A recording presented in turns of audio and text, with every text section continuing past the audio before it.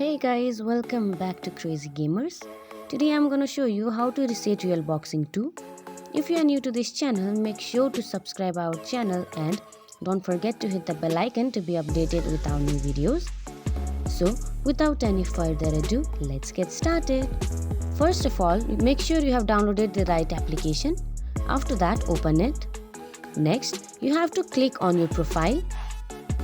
There you will see reset profile option. You have to click on that and click on green tick option.